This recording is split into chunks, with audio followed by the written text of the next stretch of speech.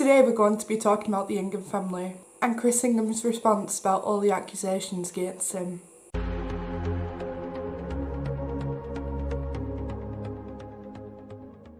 If you don't know the Ingham family, they're a family-based vlogging channel, a daily vlogging channel that consists of Chris, Sarah, Isabel, Esme, Isla and a new baby on the way. They have over 1 million subscribers on the channel and have been doing YouTube for over 2 years. I'd just like to point out as a disclaimer, the first part of this video is me stating facts and the second part is my own opinion. Chris's legal team has been telling young people to take down the videos on evidence on Chris and their opinion on Chris. I'd just like to say I know where I stand legally and what I'm doing is completely legal. So there's been some accusations going around about Chris Ingham, the dad of a family to 3 daughters. These statements are regarding grooming young girls.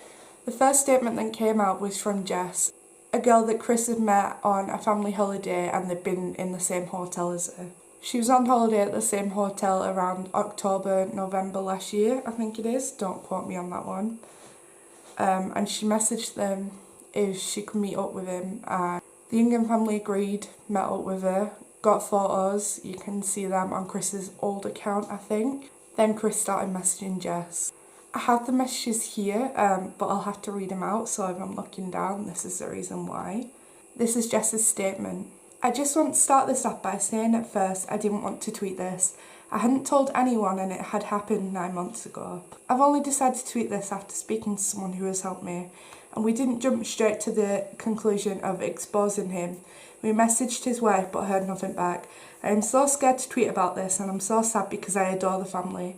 But if he did it to me, he may try and do it to other people and I'd hate for that to happen. Basically, the Ingham family announced they were going to be at Disney World at the same dates my family had booked. And the nearer the time he announced they had actually booked the same hotel as us. So I DM'd him, like all excited, asking if I could meet them. He said yes, so on the second night me and my 11-year-old sister went to meet him, like just outside the hotel, and we got photos and hugged and stuff. And I said how much their channel had helped me. Like, these people meet fans, viewers every single day, and on holiday they had already met loads. Yet for some reason he posted a photo of me and my sister on every social media account they had, on both Instagrams and both Twitters. And in the bio of it he mentioned meeting me, not my sister, which I thought was odd. But like, he only had my social media, so I brushed it off. He started messaging me about like mental health and stuff because I had told him my struggles. But then he kept messaging me saying he went on walks around the complex after midnight, sometimes at 2 AM every night. He then kept asking me if I could sneak out of his family hotel room to go for walks with him between midnight and 2 AM.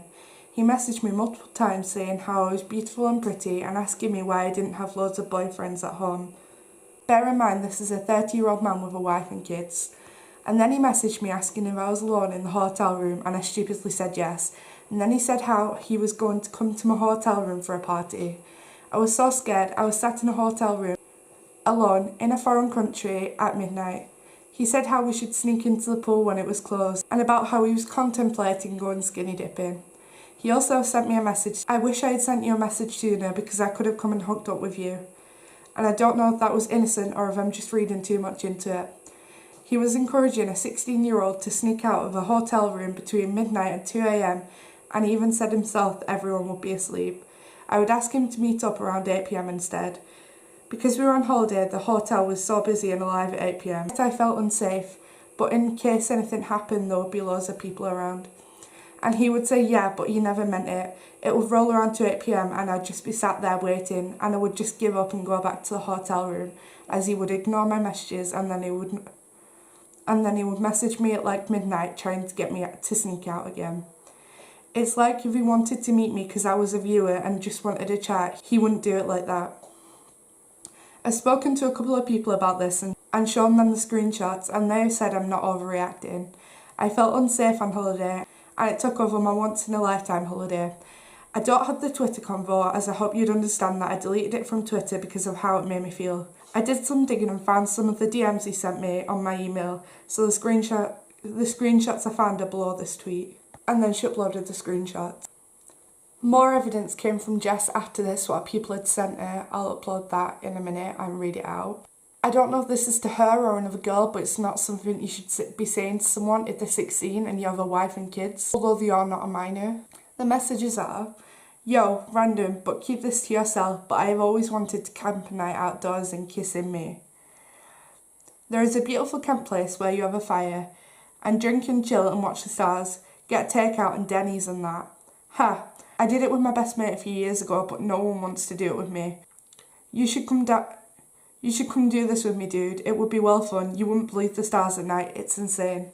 Another one is, you're amazing and definitely gonna look fit in your mini years. Again, damn girl, I'm excited for you and to see you. And mate, what happens in Florida stays in Florida.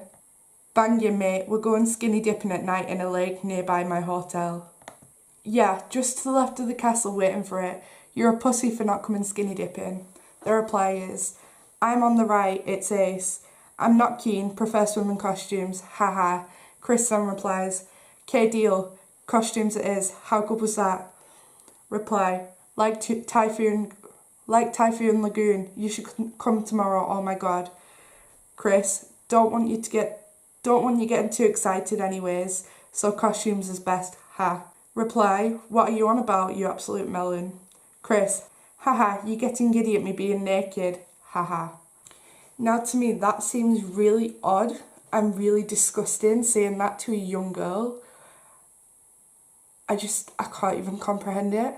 After this, more statements came out about Chris grooming other girls and even minors going on holiday at the same times as them. Chris blocked everyone on Twitter and any social media that had been coming out with any statements, and so did his wife Sarah. They then went on to delete their Twitter. They didn't come out with a reply from July the 22nd, which is when the first video came out, until August the 21st, only a few days ago. To me, this seems really bad. Surely if you were innocent, you'd come out with a statement straight away, no matter what the legal team tells you to do. You'd address that you're not, a kiddie feeler, as he says, or a paedophile, or grooming a child. So getting into the response video, Chris starts off the video saying people have wrongly jumped to conclusions, quote, and twisted so much, quote. The video then goes on to say, quote, let's make this very clear. Have I ever done anything that could be classed as sexually grooming somebody? No. Hell no. Am I a paedophile? No. Hell no. Am I a sexual predator? No.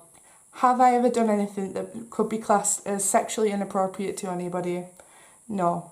This is basically Chris's way of saying that he didn't do what people accused him of. I have a few things to say about this to start off with. If somebody ever killed another and there was evidence against that person that they killed them and turned around to the police saying, am I a murderer? Hell no.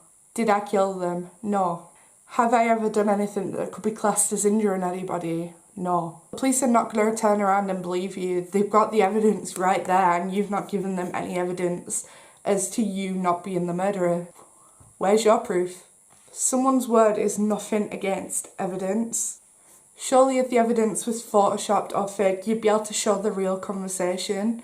Chris mentioned that the police had looked into his laptop and his phone, etc., and there was nothing to do with grooming in it or anything sexually towards a young minor. Yes, minor. Age 16 and over is not a minor. Jess was 16, so therefore it's not technically classed as grooming, but it's still really sick. Like, his age to Jess's age. Also, Chris's face looks so dishonest in the video. I know if I was to be ever accused for anything like that, I would be so upset and crying my eyes over it on video. Like, it just looks like he's not being honest. I'd like to point out that Chris mentioned small YouTubers uploading videos like this to gain more subscribers and end up getting monetized or gain more money, and I honestly can't believe that's what he said. I believe that's Chris's way of trying to turn people against our channels by saying this, and for people to not believe us, what we're saying, not listen to us, and it needs to be addressed, it needs to be out there. Small YouTubers are not posting this to get big. I'm not posting this to get big. I have I think 43 subscribers now, and I know I'm not getting monetized anytime soon, but this comes close to my heart and I have a strong opinion on this, so I'm going to tell it. More people need to be aware. We post this to show awareness because we know it's not okay, and we don't want anyone with a big following to be able to manipulate other people. In my opinion, and this part is literally all my opinion, other than what's going on in Chris's videos, he sounds extremely manipulative to his younger audience. He shows this in a few ways. There's a lot of Chris's audience that claim to have mental health issues, and he wants to help them out. Obviously you would do as a fan base. He's mentioned that he's extremely anxious about people harassing him, going on to show his anti-anxiety medication. Anybody with mental health issues will sympathise with this and then go on to dulling the blast with his reputation. He's making himself sound like the victim when really Jess is the victim.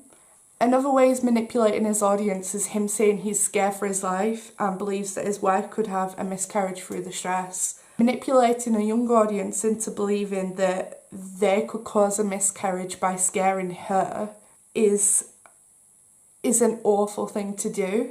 Why would anyone ever put blame of a miscarriage on someone else unless they physically injured that person themselves? I do think it's unfair that his address has been leaked and his number's been leaked, because they do have a family. It's not Sarah's fault and it's not the kids' fault. And people need their privacy, you need to respect that. Like, he's also mentioned his girls going to school and being scared that his children are going to be bullied or the friends are going to think that the dad is a paedophile. I feel for the girls on this because this is something that can happen, and I got bullied so much in high school, not for stuff like this, but stuff in general. Primary school, not as much. But you know, if Chris is guilty, the school board needs to know. Yes, they should know, because it is a massive accusation. But having a child myself, I would hate so much for my child to have to go through things like this. And I'd hate for my partner to go through things like this too. I really don't understand why Sarah's standing by him in this. Fair enough if it isn't true. But I guess my opinion's different on this. But having the girls around something like that, it's not nice for them. This entire video, the reason for my silence, is created to make Chris's watchers feel sorry for him and have pity on him and make him seem like the victim. There's no evidence in this case, and it truly makes me believe he's guilty. All he's brought up is how he feels, how his life's going, how he's scared, how his wife's scared, how it affects his children. He hasn't actually given any evidence. He seems like a very manipulative man, in my opinion, and people need to know what the signs of manipulation are, otherwise it can happen to anyone else. It still seems like, in my opinion, he's lying. I really hope that the truth comes out eventually, especially now some big YouTubers are standing up for what's right and what he's been accused of. Like Marcus Butler came out with it. I think Pointless Blog, Alfie Days came out with it. He actually said that there's no room for people like that on this platform, and that is so true. I think that's all that needs to be said about this. Where is the evidence? Why are you making yourself out to be a victim? If you want to see the full video of Chris's response, then here's his YouTube name. If you want to see the evidence that Jess has posted, here's her YouTube name. I hope this gives you an insight of what's going on with Chris Ingham and the Ingham family. Let me know what you think about it in the comments. Subscribe if you haven't already. I'll be keeping updated with what's going on after this. But with everyone saying that there's no evidence, I think you might end up making another video. Like the video if you agree with my opinion. If you don't agree with it, tell me why in the comments, and dislike the video, it's there for a reason. Sorry my video's out late, I know I should have uploaded yesterday, but I wanted to research all of this properly and make sure all my information is correct and form my own opinion on the actual video. Thanks for watching guys, and I'll see you again on Monday with another video. Bye!